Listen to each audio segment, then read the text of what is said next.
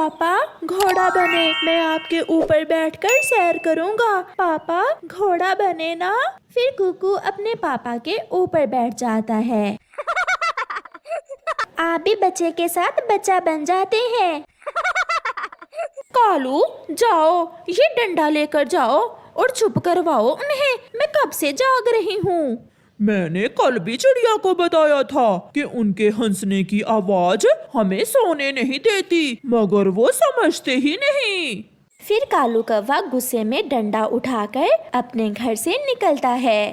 कालू जोर से डंडा चिड़िया के घर के दरवाजे पर मारता है। निकलो निकलो बाहर, मैंने तुम्हें कितनी बार समझाया है रात को शोर ना किया करो।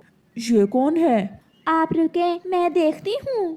कालू भैया क्या हुआ, आप इतने गुस्से में क्यों हैं? मैं तुम्हारे सर फाड़ दूंगा अगर फिर ऊंची आवाज से बात की तो।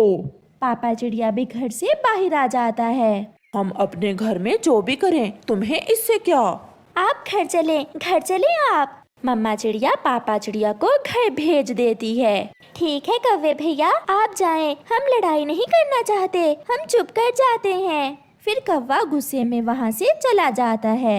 मारा भी है उन्हें या ऐसे ही गुस्सा दिखाकर आगे हो? चिड़िया ने अपने पति को घर भेज दिया, मैं तो एक लगाने लगा था, बच गए वो। अब अगर दोबारा उन्होंने ऐसा किया तो छोड़ना नहीं उसे। दूसरे दिन मम्मा चिड़िया अपने पति से कहती है, मैं बहुत परेशान हूँ अपने बेटे की वजह से। मेरा बेटा अभी छोटा है और वो कौवे बहुत गुस्से वाले, मुझे डर लगता है। आप ऐसे ही डरा ना करें, कुछ नहीं होगा। कुकू के पापा, क्यों ना हम ये घर बेचकर किसी और जगह चले जाएं, जहाँ ये कौवे ना हो। क्या उन कौवों से डरते हुए हम घर बेच देंगे? मुझे बहुत डर लगता है। शाम को मम्मा और पापा चिड़िया अपने घर लौट जाते हैं। कुकू अपने घर के बाहर बैठा हुआ रो रहा था। क्या हुआ मेरे बच्चे, क्या हुआ, आप क्यों रो रहे हो? मम्मा मैं खेल रहा था कि गौरी आंटी ने आकर मेरे जोर से थप्पड़ मारा। मैंने कहा ना कि हम कहीं और चले जाते हैं, ऐसे पड़ोसियों से मुझे बहुत डर लगता है, वो बहुत जालिम है। मैं अभी पूछता हूँ गौरी से। गुस्से में पापा चिड़िया गौरी के घर जाता है। क्या बात है, क्यों दरवाजा तोड़ रहे हो? मेरे बेटे को तुमने क्यों मारा? मैंने उसे कई बार कहा है कि पेड़ से पत्ते तोड़कर ना फेंका करो, हवा से वो पत्ते मेरे घर के सामने आते हैं। तो ये कोई वजह है बच्चे को मारने की? आप प्यार से भी तो समझा सकती थी। इतने में कालू कौवा आ जाता है। क्या बात है? ये लड़ने आया है हमसे, कहता है मेरे बेटे को क्यों मारा। तुम्हारी इतनी हिम्मत कि मेरी पत्नी से लड़ो, मैं अभी देखता हूँ तुम्हें। ऐसे कहते हुए कालू कौवा पापा चिड़िया को मारने लगता है। ये देखकर मम्मा चिड़िया भागती है। छोड़ दें, आप मेरे पति को छोड़ दें, जालिमों, हम पड़ोसी हैं आपके, आप क्यों इतना जुल्म करते हो? कुकू कहाँ है? वो घर में ही है। बड़ा आया हमसे लड़ाई करने वाला। मम्मा और पापा चिड़िया वहाँ से चले जाते हैं। ये प्यार से समझने वाले नहीं हैं। मुझे डंडा चलाना भी आता है। आप ठीक ही कहती हो, हम यहाँ से चले जाएंगे। अब यहाँ हमारा बेटा सुरक्षित नहीं रहा, हम इन कौवों से रोज रोज लड़ नहीं सकते। फिर दूसरे दिन मम्मा चिड़िया एक पेड़ पर बैठी हुई थी कि वहाँ एक चील आ जाती है। चिड़िया डरो ना, मैं अब मांस नहीं खाती, मैं तो अपने लिए कोई घर ढूंढ रही हूँ। क्या तुम्हारी नजर में कोई घर है? थोड़ा सोचने के बाद मम्मा चिड़िया चील से कहती है, हाँ चील दी, घर तो है, मैं अपना घर बेचना चाहती हूँ। तो फिर आ मुझे दिखा दे वो घर।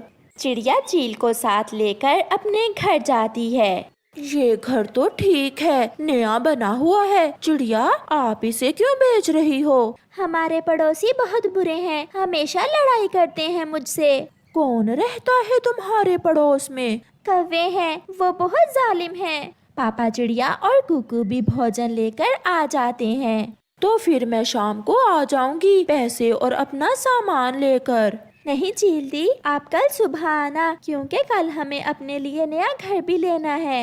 फिर चील वहाँ से चली जाती है। मैंने ये घर चील को बेच दिया है। बहुत अच्छा किया। अब पता चलेगा उन कौवों को कि कैसे लड़ाई करते हैं अपने पड़ोसियों से। दूसरे दिन चील अपना सामान लेकर आ जाती है। चिड़िया, उसका पति और उनका बेटा भी तैयार बैठे हुए थे। वो चील से अपने घर की कीमत लेकर वहाँ से चले जाते हैं। चील अपना सामान घर में रखती है। घर तो अच्छा मिल गया, अब जरा म्यूजिक सुन लेती हूँ। चील तेज आवाज में म्यूजिक लगा लेती है। चिड़ियाओं का परिवार भी दूसरे जंगल में एक घर देखकर खरीद लेता है। नया है ये घर, अच्छे से देख लो। चिड़िया, मैंने अभी पिछले महीने ही बनवाया है। ये घर तो सच में बहुत अच्छा है और नदी भी पास ही है। चिड़ियाओं का परिवार बहुत खुश था क्योंकि उनकी जान उन कौवों से छूट गई थी। कालू, ये चिड़िया को क्या हुआ है? दोपहर को ही इतनी तेज आवाज में म्यूजिक सुन रही है। डंडा कहाँ है मेरा? मैं अभी देखता हूँ। मैं भी साथ जाती हूँ तुम्हारे। क्या बात है कौवो? चील दी, आप यहाँ कैसे? ये घर मैंने चिड़िया से खरीद लिया है और तुम ये डंडा लेकर क्या करने आए हो यहाँ? कुछ नहीं चील दी, हम पड़ोसी हैं आपके। अगर कोई काम हुआ तो बता देना। दफा हो जाओ यहाँ से, सारा मेरे म्यूजिक का मजा खराब कर दिया। कौवे डरते हुए चले जाते हैं।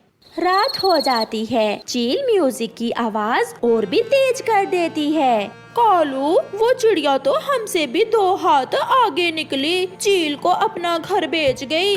गोरी, वो चिड़िया बहुत अच्छी थी। मैं जाता हूँ, चील दी की विनती करता हूँ कि थोड़ी आवाज कम करे। कौवा जाता है।